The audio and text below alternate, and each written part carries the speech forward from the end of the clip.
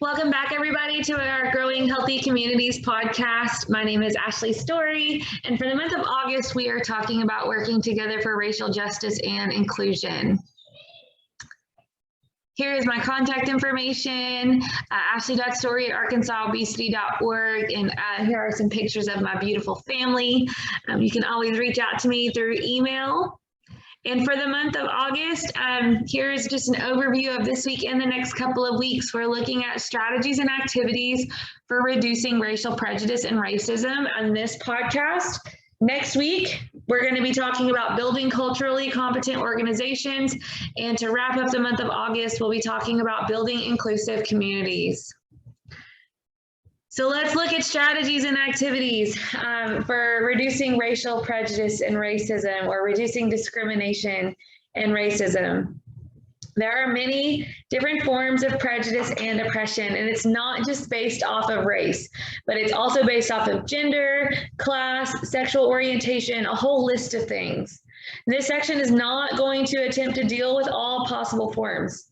The strategies and activities that we are going to talk about for addressing racial prejudice and racism can, however, give you ideas for dealing with other forms of discrimination.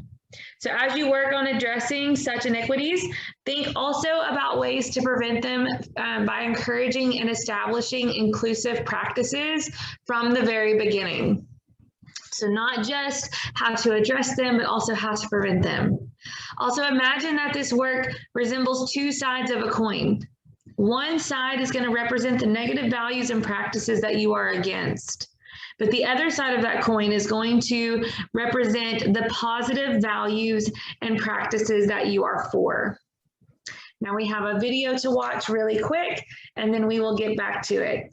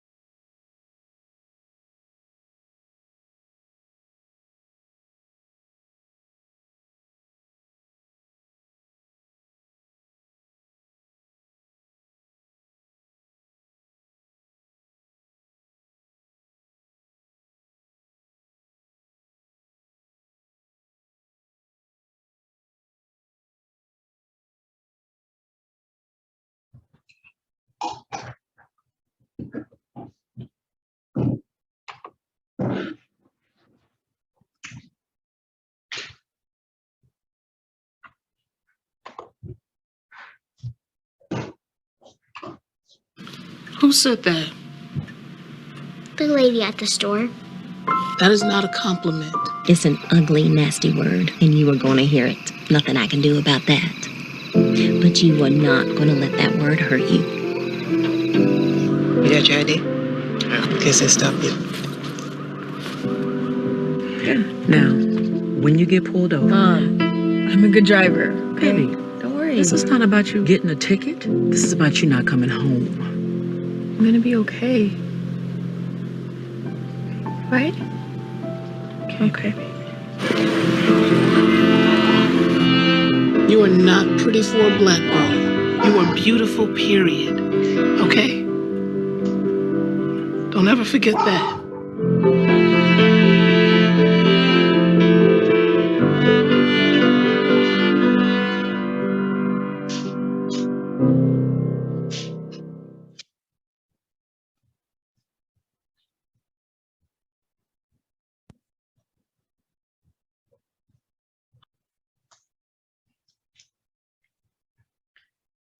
Okay, so what is racial prejudice? Well, to be racially prejudiced means to have an unfavorable or discriminatory attitude or belief towards someone else or another group of people, primarily on the basis of skin color or ethnicity.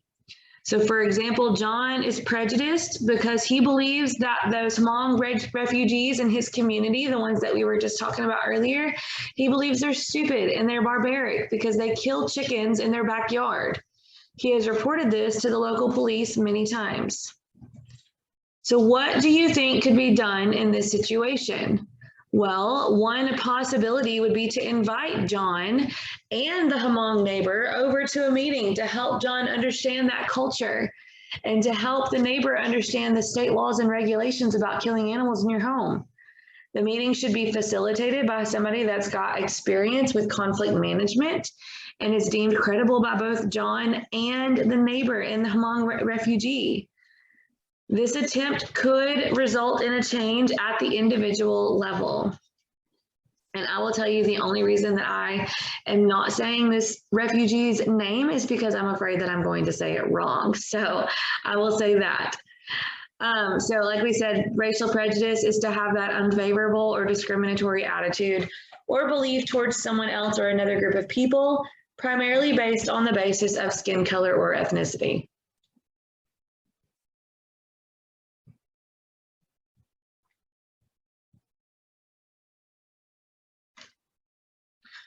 Okay, so when racial prejudice is supported by institutions and laws, then racism is present. So for example, when the Hmong neighbor is arrested and put in jail for killing chickens in the backyard and absolutely no attempt is made to understand why he did it or to explain the laws to him because he does not speak English, racism is then present. So what do you think could be done or should be done in this situation? Well, one possibility is to invite the police chief and other officers to a discussion about how the newcomers to the community are affecting law enforcement. Excuse me. It's likely that they have tried to explain the laws to the newcomers so that these complaints can stop, but it's not working because of cultural and language barriers. Maybe you want to try to work with police and local Hmong leaders to develop a strategy for increasing the police department's cultural competence, and at the same time, increase the newcomers' understanding about the laws in this country. This attempt could result at change in the institutional level. While we can never be entirely free of racial prejudice, we do have to be able to identify and address racism because it perpetuates the unearned privileges of some and imposes undeserved restrictions on others. The economic well-being of a group of people is intertwined with racism, and unless it is addressed intentionally and thoroughly, a community building effort will not reach its full potential. No matter what the culture or part of the world that you are from, you've seen the results of racial prejudice and racism, even if you've never directly felt it aimed at you. Excuse me, guys. The results of racial prejudice and racism can be seen everywhere. Stereotypes, violence, police brutality, underfunded schools.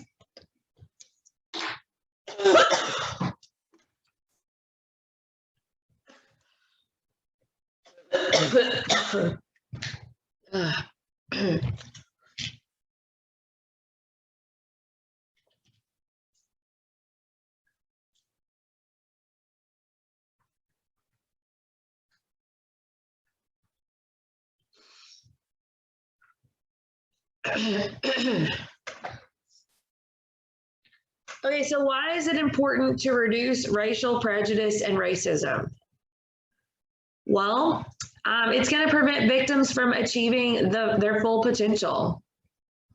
They impede or prevent the object of racism from achieving that full potential as a human being.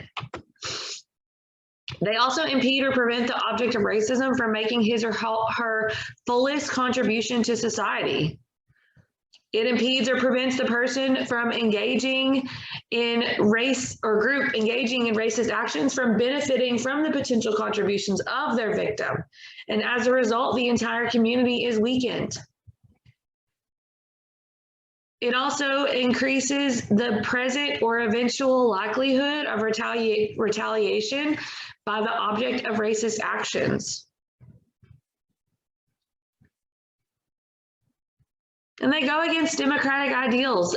You know, what the United States was and democracies were founded and built upon, it just goes against those.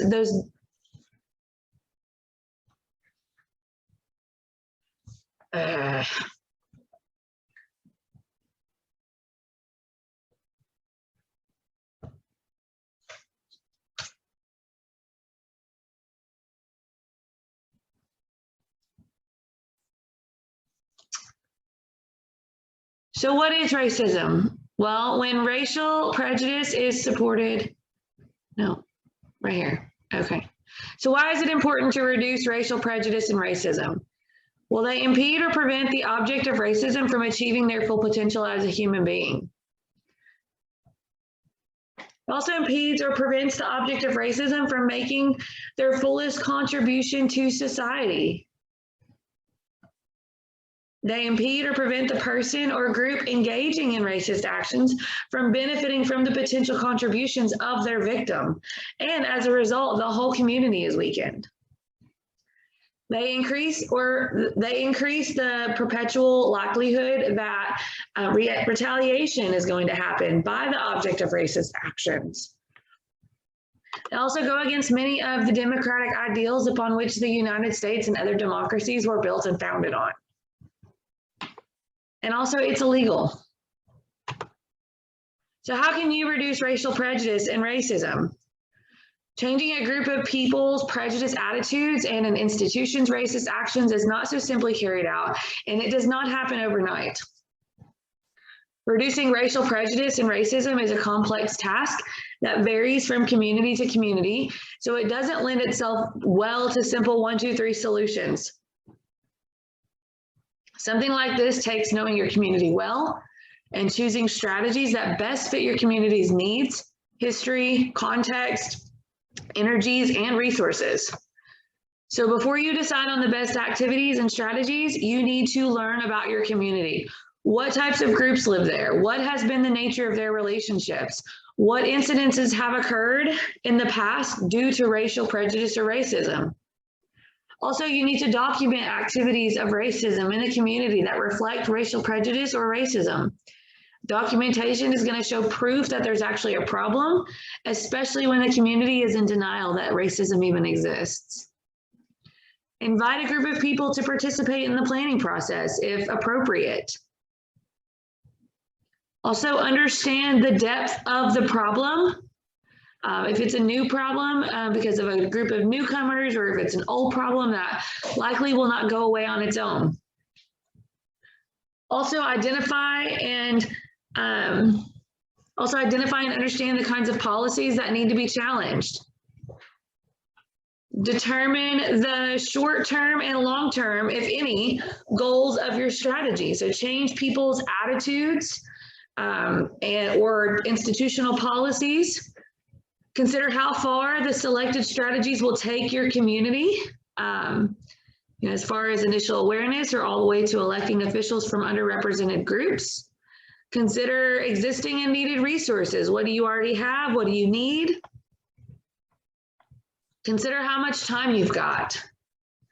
Are you responding to a crisis that needs to be dealt with immediately, to the need to curb a festering issue, or to the desire to promote the value of diversity?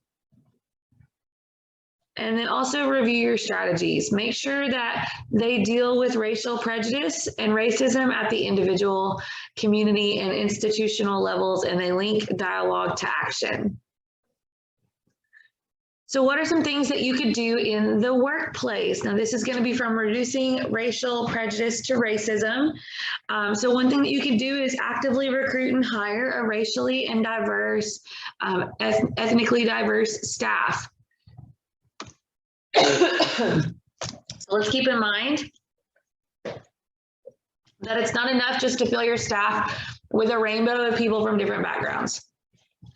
Representation from a variety of groups is a very important place to start.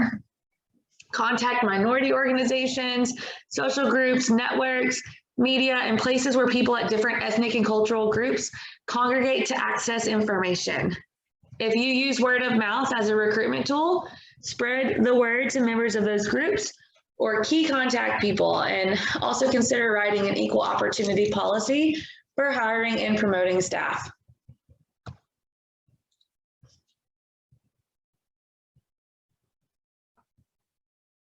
Monitor for inclusion and fight racism. Also note any barriers that diverse members face at work. Talk to the people of color on your staff and ask them what barriers or attitudes they face at work. Examine your newsletter, examine other publications. Look out for any type of negative portrayals, exclusions, or stereotypes. Find out how you can improve your workplace for members from diverse racial and ethnic groups that work there. This will not only give you some practical ideas about the needs, about what you need to work on, but it's also going to tell you the needs of every group, and it's going to signify that you take that seriously. So you look around at any artwork that you've got in your office. Are there a variety of groups represented? Or are there groups represented in some type of stereotypical way? Is diversity in people portrayed?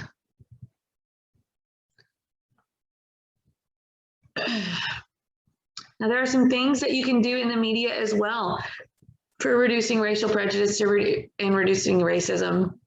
You can write letters to the editor of your local newspaper, or contact your local TV and radio station when the coverage is biased, or if there's no coverage at all. Media plays a very powerful role in conveying messages to the public. I'm sure we're all well aware of that. Racial prejudice exists in the media.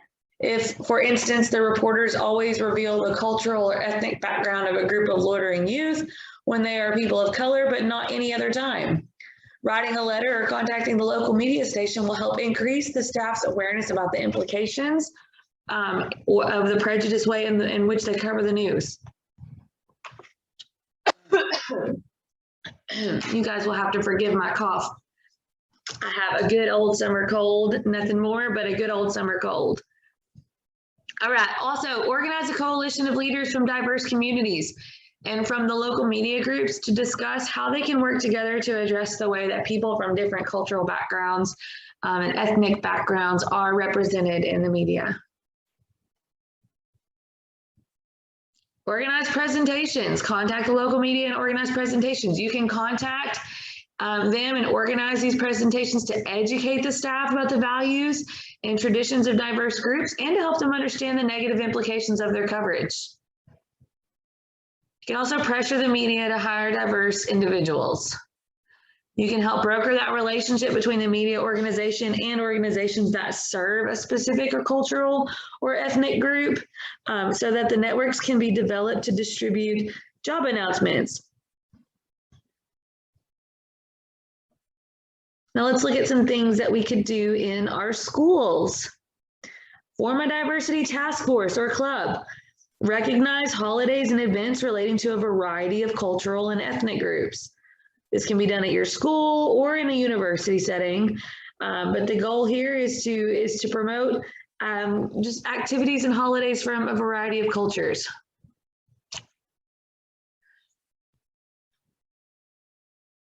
You can conduct field trips to historical places that represent struggles against racism or places that embody the values and traditions, of another group of people.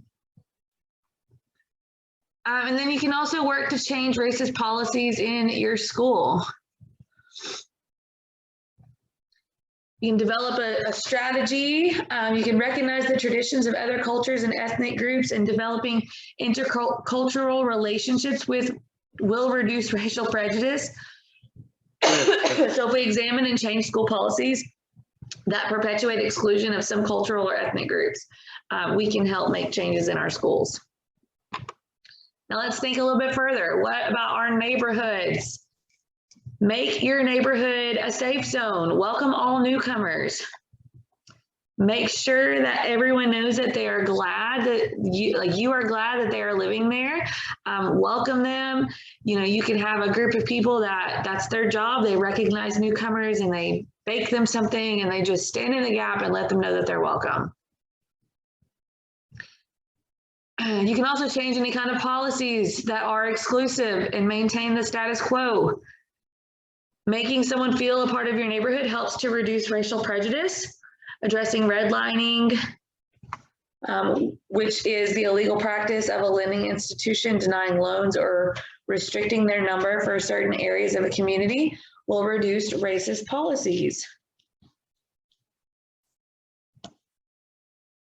All right, what about our community? Let's think a little bit further. We've gotten to the neighborhood, now we're in the community. So you can organize a cleanup or rebuilding campaign to erase any kind of racist graffiti around your town. Put up some hate-free signs in the community. You can organize a citywide coalition of community leaders that are made up of representatives from different cultural and ethnic groups, as well as different community sectors. You can identify and support new candidates from different racial and ethnic groups to run for city council and other community-wide governing bodies. You can put together a community forum or town event on racism. Give citizens a chance to talk about how racism affects the community. It'll help to give people insight on the subject. Excuse me. And then just like we said a minute ago, you can celebrate traditions of diverse groups in your community. It doesn't just have to be your normal town events. You can celebrate, traditions from all over the place. And you can also organize anti-racism demonstrations, protests, or rallies. If a racist group or incident occurred in your community, you could organize a peaceful public protest that will not only give you and others some effective way to respond, but it'll also give hope to your community by having everyone come together. What can you do on the individual level, though? As an individual, you don't have to form a group or do something about racism, or form a group in order to do something about racism. I'm sorry. As an individual, there's many steps that you can take to reduce another person's prejudice, including just speak up when you hear any kind of racial slur. Please forgive me. Just speak up whenever you hear any type of racial slur. Make a commitment that you're going to speak up whenever you hear anybody talking that way. Take advantage of events or information during Black History Month or Hispanic Heritage Month. Make it a point to learn something new about different cultures. Think about ways to improve your workplace to promote racial understanding and equity. You can be proactive about making suggestions. And then attend events about other cultures. Give your child the opportunity to attend these events with you. Integrate different traditions about parenting and children's festivals into your parent-teacher association and your child's school.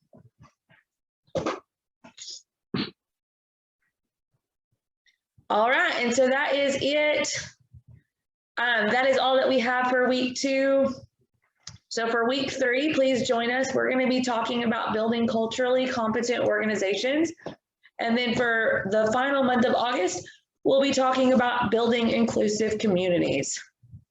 I appreciate you guys hanging in there with me during my raspy talking and my cough.